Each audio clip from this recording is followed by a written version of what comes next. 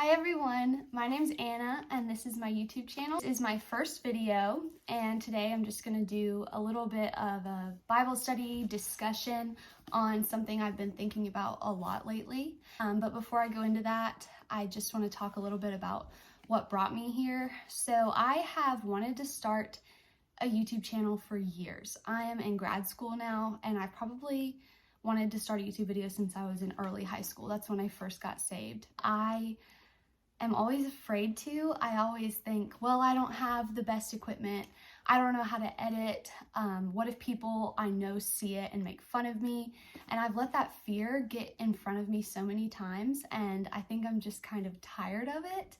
And I want to get to the end of my life and look back and know that I don't regret not doing enough for the Lord. So that's what made me want to do this today. And also I was listening to Sadie Robertson's latest podcast with Anna Miriam Brown, I think was her name. I was listening to that today on my way home from work, and they are two women that I look up to a lot, and both of them were talking about if you wait to grow a following or wait to have a certain amount of followers or to have all the best equipment and skills to do something, you're never going to get it done because it takes that work to build those things.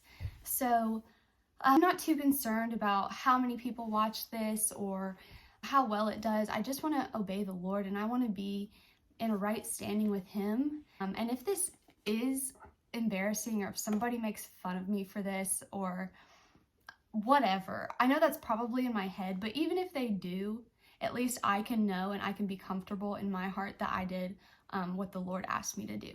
This video is actually going to be about how to break free from what other people think about you. And I'm kind of in the process of doing that right now. So I'm hoping that you all can kind of learn with me and not worry so much about who's watching us in our lives, who's saying what, because ultimately we are living for that audience of one, and that is Jesus.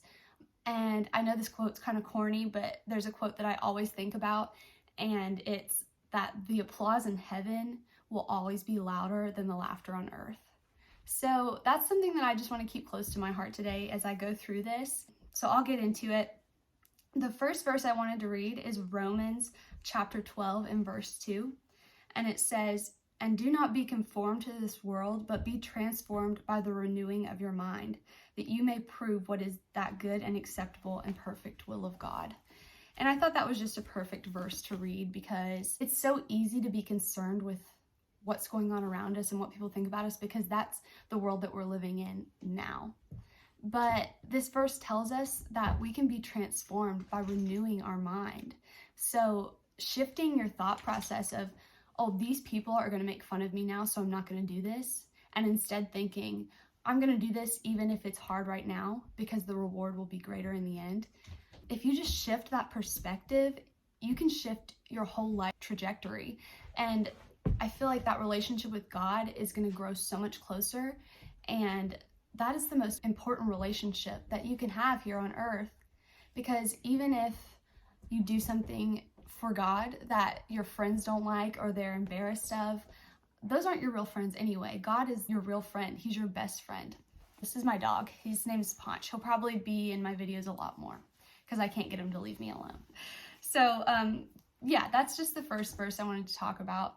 And like I said, I think that would be a scary feeling to get to the end of my life and look back and think I didn't do what I wanted to do for God because I was too worried about what other people think.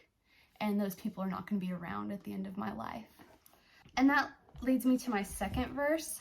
I got saved when I was 15, and this is one of the first verses that I read that really just made something click in my mind. Because even before I was saved, I would kind of like read the Bible every now and then, and I would say, this makes no sense. Like, I don't know what this is saying. I just don't understand it. And I just read it just kind of out of curiosity and also because I felt like that's what I was supposed to do to be a good person. I actually like had this idea in my mind that this is so stupid, but I had this idea in my mind that in order to be saved and get into heaven, you had to read the Bible from front to back and be a good person. I don't know why, but that's just what I thought. So I would try and read it sometimes, and obviously it didn't make much sense to me because I wasn't reading it from the viewpoint of having that relationship with Christ. So after I got saved and opened my Bible, things changed, I thought. So I would try and read it sometimes, and obviously it didn't make much sense to me because I wasn't reading it from the viewpoint of having that relationship with Christ that I'm so glad that I have now. And so after I got saved and opened my Bible, things changed. So this verse is Proverbs 3 and verse 26. And it says, "For the Lord will be your confidence and will keep your foot from being caught." I think about this verse daily. It is so important because without God, I would never, ever have the confidence to make a video like this and put it out here or put it out there for the world to see, because I do have a lot of insecurities that I struggle with. I grew up being a really shy kid. Now I never shut up, but growing up, I was so quiet. I have body insecurities. I'm insecure about the way my voice sounds, about my face, so many things, like so many girls do. But I've learned recently that those things don't matter because my confidence doesn't come from those things. My confidence doesn't come from how good I look or how many reps I can do in the gym. It comes from the Lord. So if I was looking to my body image for confidence, I would say, well, I'm not completely comfortable with the way my body looks, so I'm not going to put a video of myself on the internet. But with Jesus, I can say, Lord, I know that you will take this where you want it to go and you will strengthen this relationship with me, so I'm willing to put this video out there, if that makes sense. Okay, and the very last thing I wanted to talk about is 2 Timothy chapter 3 and verse 12. "Yes, and all who desire to live godly in Christ Jesus will suffer persecution." And that verse, it's kind of sad, so I kind of hate to end on a sad note, but at the same time, it's really not, because, you know, I talked about how I'm worried if I put this out there, people will make fun of me. But this tells me that they probably will. There's always going to be people who don't like you, who don't like what you're doing, who think you're stupid, and all those things. But Jesus warns us about that in the Bible. He says, if you have a relationship with me, you will be persecuted. But I think about that and I think, how much more was he persecuted for me? That's a real friend who not only is persecuted, but gives up his life. A friend who gives up his life for you, literally lays it down. Nobody made him do it. He made the choice. So the least I can do is suffer through a little bit of uncomfortability and feeling like people are talking about me behind my back. That's the least I can do for Jesus, who died and hung on a cross for me.